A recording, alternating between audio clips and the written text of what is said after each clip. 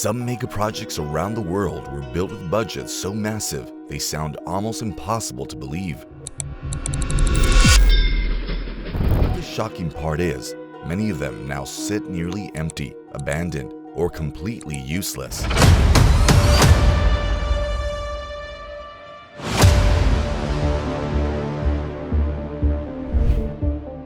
In one place, a capital city was built for millions of people, yet today, it still feels almost deserted. In another, the United States spent $17 billion on a project that was never even used. So the real question is, how did so much money, so much planning, and such a massive dream turn into a failed mega project? In today's video, we're going to explore 6 of the most useless mega projects in the world. Projects that were once seen as symbols of the future, but now stand as examples of poor decisions and failed planning. Interstate H3, Hawaii. What if one of the most beautiful highways on Earth was also one of the most controversial ever built? A road carved through paradise, costing $1.3 billion, yet still called a road to nowhere. Behind Hawaii's breathtaking Interstate H3 lies a story of sacred land, decades of resistance, and one question: was it ever truly worth it?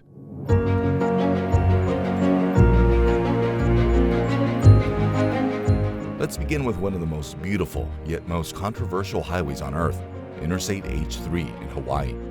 At first glance, this 26-kilometer highway looks absolutely breathtaking. It cuts through lush green mountains, deep valleys, and some of the most stunning scenery in the world. In fact, the view is so beautiful that officials once worried drivers might stop on the road just to take it all in, creating serious traffic hazards. But behind this postcard-perfect highway is a story filled with controversy, resistance, decades of delays, and a price tag that climbed into the billions. The idea for Interstate H3 was first proposed back in 1960, mainly for military purposes. The goal was to connect Pearl Harbor Naval Base on the south side of Oahu with the Marine Corps Air Station on the East Coast. But almost immediately after the project was announced, it faced heavy opposition. Environmental groups feared the highway would damage Hawaii's untouched valleys and natural landscape. Meanwhile, many native Hawaiians believed the road would cut through sacred land and threaten their culture, history, and spiritual heritage. Because of environmental laws, route changes, and strong local resistance, the project was delayed again and again. Then, after 26 years of setbacks, Congress gave the project a special exemption from environmental restrictions, finally clearing the way for construction to begin in 1989. And in 1997, the highway officially opened, nearly 37 years after it was first proposed. From an engineering point of view, Interstate H3 is nothing short of impressive. Building a highway through such difficult mountain terrain was an enormous challenge. The project included high-tech tunnels, massive viaducts, and advanced construction methods designed to reduce damage to the valleys below. But all of that complexity came at a massive cost. Years of delays, repeated route changes, and expensive new technologies pushed the final price to around $1.3 billion. That means this 26-kilometer highway cost roughly $50 million per kilometer, making it one of the most expensive highways ever built.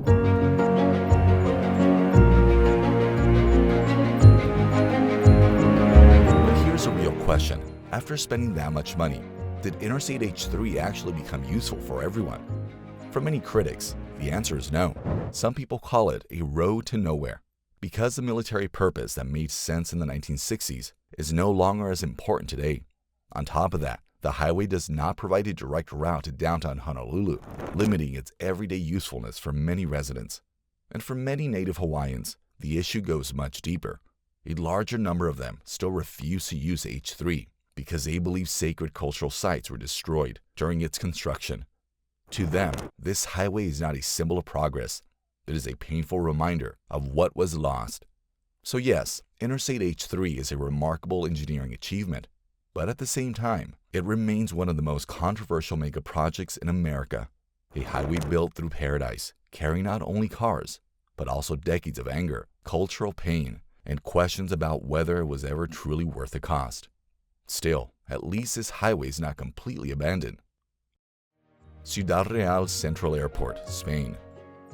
A $1.3 billion airport was built to become Spain's next major travel hub, but instead, it ended up almost empty. At one point, this massive airport even received an offer of just $12,000. So how did one of Europe's biggest aviation dreams turn into a nearly useless mega project? Spain is one of Europe's most popular travel destinations. Every year, millions of tourists come here for its beaches, historic cities, and holiday getaways.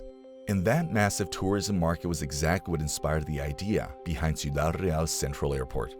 On paper, the plan sounded impressive. This airport was supposed to become an alternative to Madrid's overcrowded main airport, a new travel hub for domestic tourists, international visitors, and airlines looking for extra capacity. It even had one of the longest runways in Europe. At first, the airport was designed to handle around 2 million passengers a year, with future expansion plans to increase that number to 10 million. So when it finally opened in 2009, after costing around $1.3 billion, the project may have seemed like a bold but reasonable investment. But reality hit hard, and it hit fast. By 2012, the company behind the airport had filed for bankruptcy, and soon, the real problem became painfully obvious. Despite being called a central airport, it was not central at all. In fact, it was located around 200 kilometers away from Madrid. Think about that for a second. If someone is trying to get to Madrid, why would they land at an airport so far away, then spend hours traveling just to reach a city? Most passengers simply avoided it, and major airlines had little reason to move their operations away from Madrid's main airport. As a result, within just the first year of opening, this massive new airport was reduced to relying on one small airline. A project that was built for millions of passengers suddenly had almost no passengers at all. No major airlines, not enough travelers, almost no real income. But the debt kept growing.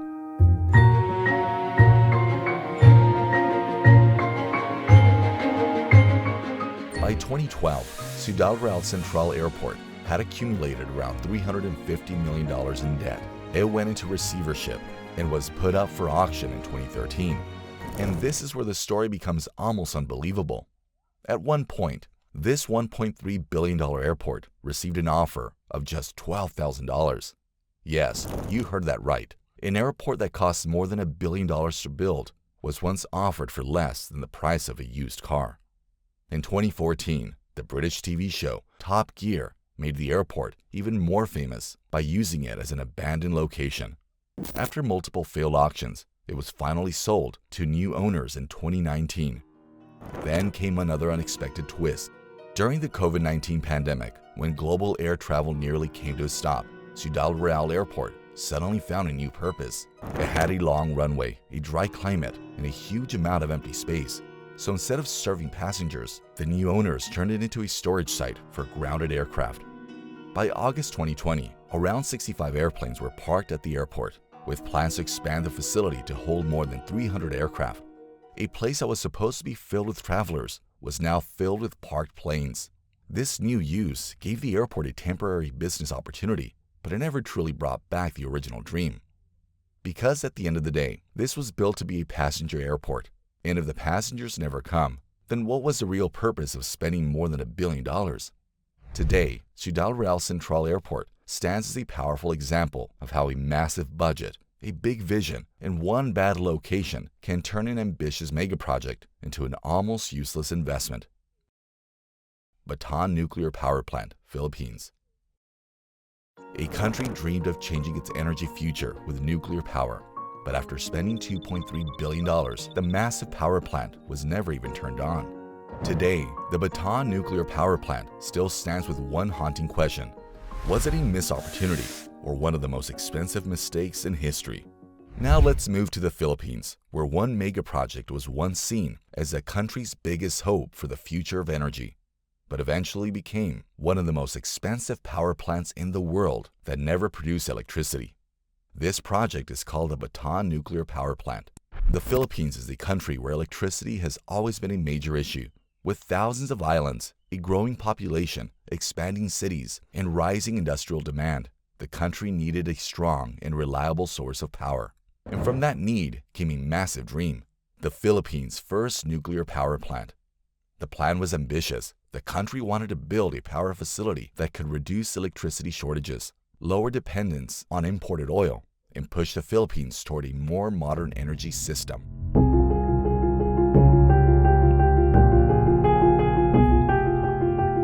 On paper, the idea looked powerful. The Bataan nuclear power plant was built on the Bataan Peninsula, about 100 kilometers away from Manila. The location was chosen because it was outside the capital, close to the sea, and seemed suitable for a large power facility. During the 1970s, the world was facing major energy problems. Oil prices were rising, energy security had become a serious concern, and many countries were searching for alternative sources of power.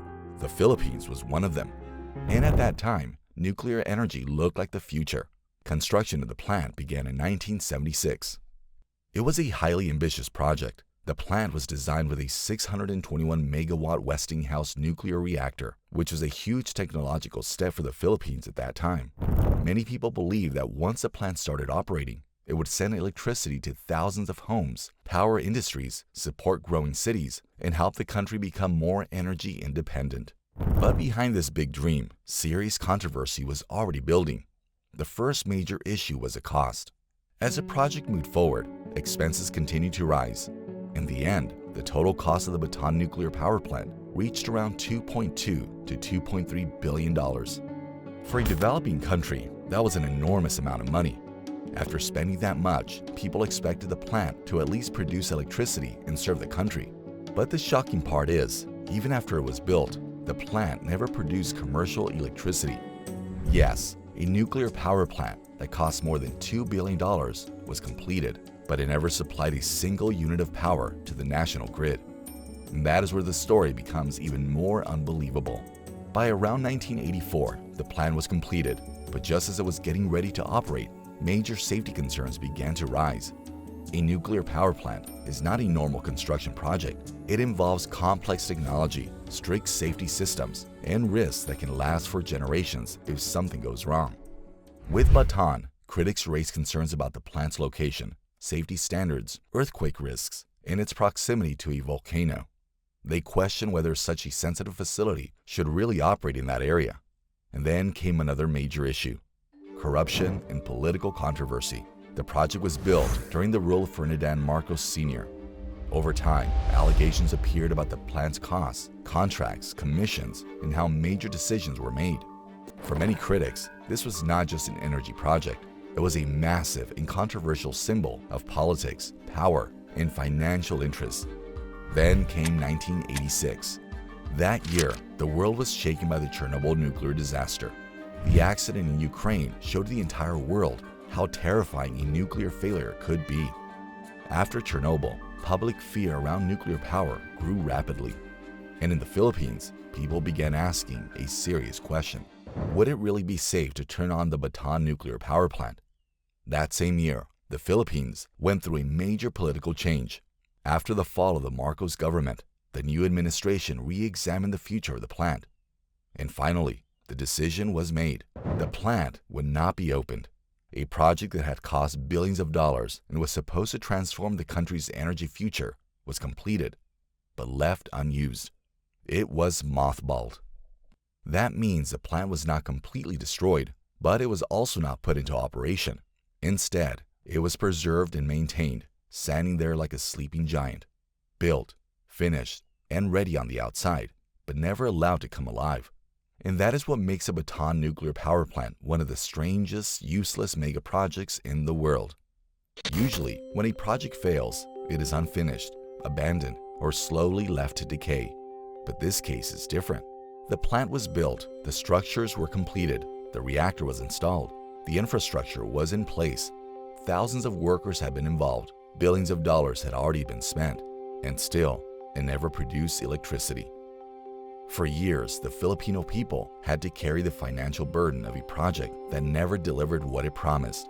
A power plant that was supposed to help solve the country's electricity problems instead became a symbol of national controversy, economic pressure, and poor decision-making.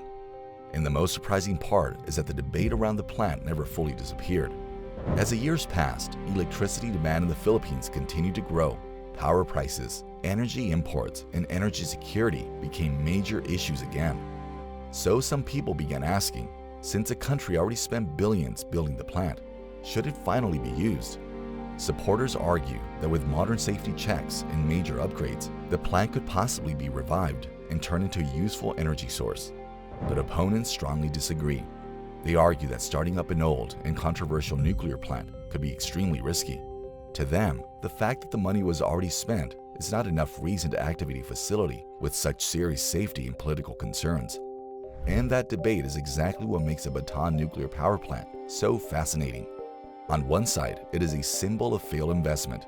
On the other side, some still see it as a possible source of energy. Some people call it a national mistake, others call it a missed opportunity. But the reality is simple. After all these decades, the Bataan nuclear power plant has never powered Filipino homes. A $2.3 billion power plant was built to generate electricity, but in the end, it became a massive concrete reminder of a dream that never worked. So the question remains, if a power plant never produces power, how can it ever be called a successful project? Today, the Bataan nuclear power plant is not just an unused facility. It is a powerful lesson in what happens when big dreams, nuclear technology, politics, safety fears, corruption allegations, and billion-dollar spending all collide. Once promoted as the future of energy in the Philippines, it is now seen by many as one of the country's most expensive mistakes. And that is why the Bataan nuclear power plant remains one of the most talked about useless megaprojects in the world. Naypyidaw, Myanmar. Imagine building an entire capital city from scratch, with massive highways, luxury hotels, museums, and airports, but barely enough people to fill it. Naypyidaw was designed to become Myanmar's powerful city of the future, yet today it often feels like a capital without a heartbeat. So why did a $4 billion city built for power and security become one of the strangest ghost capitals on Earth? Back in 2002, Myanmar's former military government secretly began constructing a brand new capital. Now, moving a country's capital is not unheard of. Countries like Brazil, Egypt, and Pakistan have all done it before. But Myanmar's case was far more mysterious. In November 2005, the country's leaders suddenly announced that the capital would be moved. But strangely, they did not reveal the name of the new city right away. It took about 4 months before the name was finally announced, Naypyidaw, which roughly means the king's residence. But the big question is, why did Myanmar suddenly decide to build a new capital in the first place? To this day, the answer is still not completely clear. Some believe the military government wanted to move away from the coast because it feared a possible attack from the sea. Others claim the decision may have been influenced by astrologers. But there were also practical reasons behind the move. Myanmar's former capital, Yangon, was becoming extremely overcrowded. Around 7 million people lived there, and the city's infrastructure was already under heavy pressure. Its population was also expected to grow even more in the future. On top of that, Yangon is a coastal city that became the capital during British rule, largely because it served British naval interests. So moving the capital to a more central location did make some sense. But the way Naypyidaw was built is what makes it one of the strangest capitals in the world. The city was developed quickly, and over the years, successive governments have poured around $4 billion into it.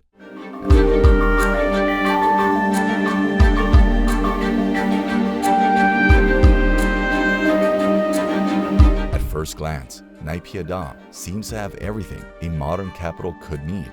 It has a massive 20-lane highway, more than 100 luxury hotels, separate hotel zones, golf courses, museums, and even a 99-meter tall replica of a famous landmark from Yangon. It sounds impressive, but there is one major thing missing: people. A capital city is supposed to feel alive. It should have busy streets, crowded offices, schools, hospitals, markets, and constant movement. But in Naypyidaw, that energy is often hard to find. The city is home to fewer than 1 million residents, and many of them live in the suburbs that already existed before Naypyidaw even became the capital. So why don't more people want to live there? The problem is not just about roads and buildings. There are still gaps in healthcare, the lack of strong educational institutions, and not enough economic opportunities to attract people permanently. As a result, Naypyidaw often feels like a city that was built for a future that has not arrived yet.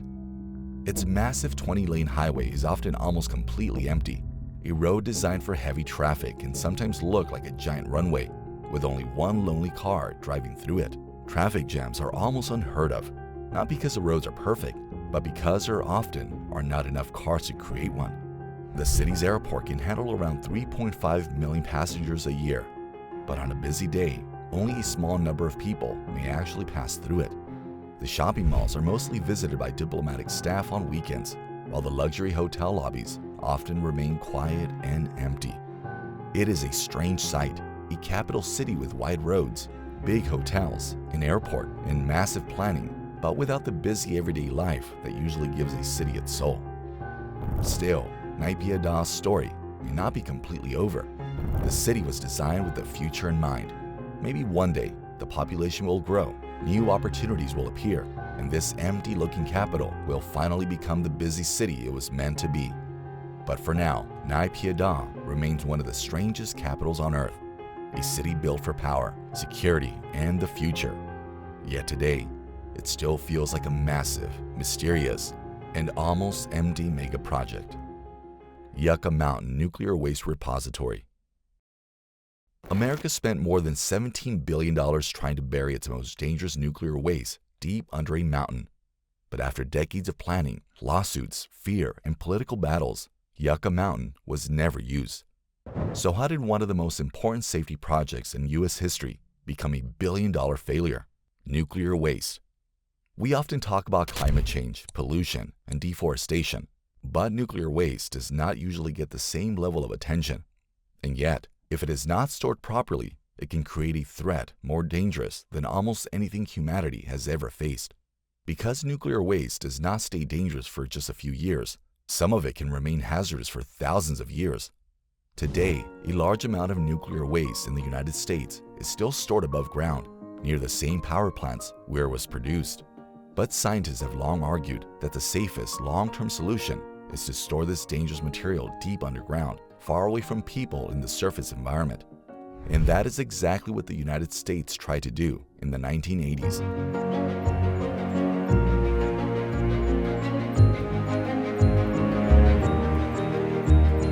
In 1987, Yucca Mountain in Nevada was selected as the best available location for a permanent nuclear waste repository. On paper, the location seemed ideal. It was far away from major population centers.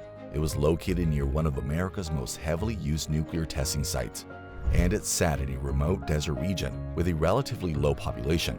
The plan was to bring nuclear waste from across the country and store it inside a massive tunnel complex about 300 meters beneath Yucca Mountain. The mountain itself was also considered useful because it was made from volcanic ash formed millions of years ago. Experts believe this geological structure could help contain radioactive material without easily cracking or collapsing. At first, it sounded like America had finally found a permanent solution to its nuclear waste problem. But then came the resistance. People in Nevada strongly opposed the project. Their question was simple: why should Nevada become the dumping ground for the entire country's nuclear waste? The United States had more than 100 active and closed nuclear reactor sites spread across 34 states, but Nevada did not have a single nuclear reactor. So why should a state that did not produce the waste be forced to store it? That question turned the project into a major political battle. Nevada's leaders, members of Congress, and the general public pushed back hard against the plan. And the opposition was not just political. There were also serious environmental concerns. Critics questioned the official geological and hydrological studies of Yucca Mountain. They argued that if something went wrong, radioactive contamination could eventually reach nearby water sources. One of those water systems flows towards Amargosa Valley, an area used by Native American communities who have lived there for centuries. So the issue was not only about engineering, it became a debate about public health, environmental safety, native land, and fairness. Despite the opposition, the project was approved in 2002, and the Department of Energy moved forward with construction and planning. But Nevada's resistance only grew stronger. Opponents argued that transporting nuclear waste across the country by truck or train would create risk for communities along the route. They also believed the project could damage Nevada's image and hurt tourism. After all, if a state becomes known as America's nuclear waste destination, that reputation could create fear in the public mind. Many critics also argued that Nevada was chosen because it had a smaller population and less political power in Congress. In other words, they believed the country was trying to push its most dangerous waste onto a state with less influence to fight back. Over time, Yucca Mountain stopped being just a science or engineering project. It became a political war. When Barack Obama took office, his administration declared the project unworkable and stopped its funding in 2010. 3 years later, a federal court ordered the project to continue, but very little real progress followed. The project remained stuck in uncertainty for years, and later, the Biden administration made it clear that Yucca Mountain was no longer part of America's nuclear waste strategy. After nearly 4 decades of fighting, Nevada had effectively won the battle. But by then, the cost was already enormous. Decades of planning, legal battles, political conflict, scientific studies, and construction work had already consumed more than $17 billion. And the most shocking part, after all that money, Yucca Mountain was never used to store nuclear waste. A project that was supposed to solve one of America's most dangerous waste problems ended up becoming a massive, expensive, and unused megaproject. So Yucca Mountain is not just a failed construction project. It is a powerful lesson in what happens when science, politics, public fear, environmental concerns, and billion-dollar planning all collide. Forest City, Malaysia. A $100 billion green smart city was being built as the city of the future, designed for 700,000 people. But even with luxury towers, wide roads, golf courses, and beaches, only a few hundred people were actually living there. So how did Forest City go from a futuristic dream to a billion-dollar empty promise? After talking about a nearly empty capital city, we now move to a mega project that was once promoted as a city of the future. Its name is Forest City.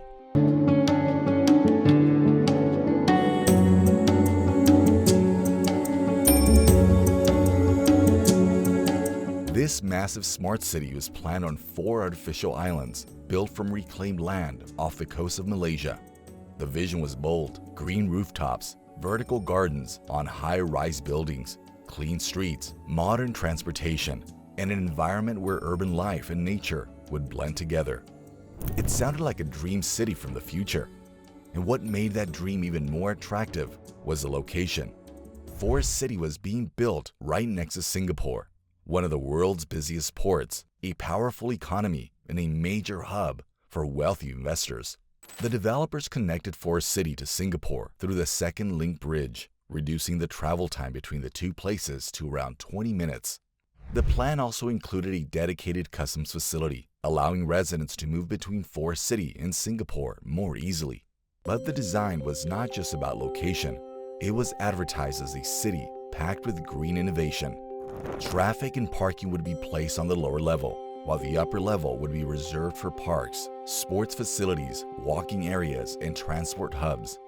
In simple terms, cars would stay below, while people would live above in a cleaner, greener environment. The entire city was planned to run on renewable energy, with completion expected by 2035. The estimated cost was around $100 billion. Yes, $100 billion to build one futuristic city. One of the 4 planned islands was already close to completion, with around 50 apartment buildings, golf courses, swimming pools, beaches, and luxury lifestyle facilities. But behind this futuristic vision, problems started building fast. A large part of the project was funded through China, and in the early years, Chinese buyers had almost unrestricted access to the city. As a result, wealthy Chinese investors rushed into Forest City, especially those who were looking for property outside China's expensive housing market. By 2019, around 80% of the property owners in Forest City were Chinese. Even many of the street signs were written in Mandarin, and some of the schools that opened in the area offered Mandarin language courses. But that created a serious question. Was this city really being built for Malaysians? For many local people, the answer was no. Most native Malaysians simply could not afford the apartments. The prices were set with foreign buyers, especially with Chinese investors, in mind. This caused public anger, and critics began calling Forest City a new form of colonialism. After a political change in Malaysia, Prime Minister Mahathir Mohamad announced restrictions on foreigners buying property in Forest City. That decision shook the project. Many foreign investors began pulling away, and new buyers became much more cautious. Then came an even bigger blow: the COVID-19 pandemic. Global travel came to a halt, borders tightened, Malaysia's movement control order made it difficult for new investors and buyers to enter the country. Many existing investors also backed out because of the uncertainty, and the result was shocking. By the beginning of 2020, fewer than 500 people were actually living in the residential areas of Forest City. Think about that for a moment. This city was designed for 700,000 people, but only a few hundred were living there. There were luxury towers, wide roads, golf courses, swimming pools, and beaches, but there were barely any people. The situation became even worse when reports claimed that only a very small number of homes had been sold after the start of the pandemic. Some salespeople even claimed that fewer than 10 homes had been sold during that period. On top of that, Country Garden laid off more than 1,000 workers in Malaysia, showing just how badly the project had slowed down. Forest City was bold, it was futuristic, and on paper, it looked impressive. But maybe it was too ambitious from the very beginning. Between the enormous cost, political controversy, local backlash, dependence on foreign buyers, and the impact of the pandemic, Forest City has become trapped between a huge dream and a difficult reality. What was once advertised as a green smart city of the future is now seen by many as a billion-dollar empty dream.